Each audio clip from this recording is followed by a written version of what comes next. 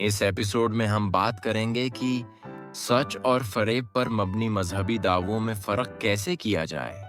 تاریخ کے ہر دور میں بہت سے مذاہب سچ ہونے کا دعوی کرتے آئے ہیں، لیکن صرف دعوے سب کو درست نہیں بنا دیتے۔ سچ اخلاص، تعداد یا روایت سے طے نہیں ہوتا، سچ کو پرکھا جاتا ہے۔ سچائی کے دعووں کی پہچان: سچے دعوے آزاد شواہد سے جڑے ہوتے ہیں، جیسے آثار قدیمہ، تاریخ یا بیرونی ذرائع۔ فریب پر مبنی دعوے صرف خود اپنے سہارے کھڑے ہوتے ہیں، کوئی بیرونی تصدیق نہیں ہوتی۔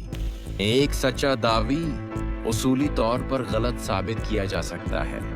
فریبی نظام اس طرح بنائے جاتے ہیں کہ وہ کسی بھی ثبوت کے باوجود ناکام نہ ہوں۔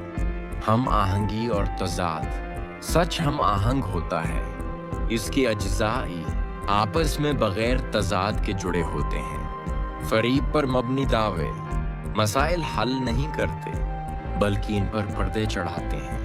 ابتدائی، متعدد اور آزاد ذرائع دیر سے کی گئی توجیحات سے زیادہ قابل اعتماد ہوتے ہیں۔ سچ اور وضاحت: سچ کم مفروضات کے ساتھ زیادہ وضاحت فراہم کرتا ہے۔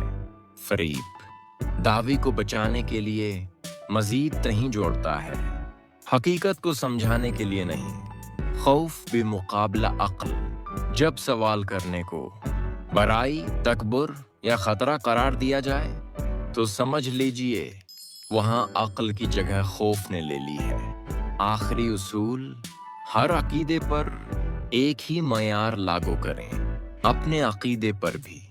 سچ جانچ سے نہیں ڈرتا، فریب ڈرتا ہے۔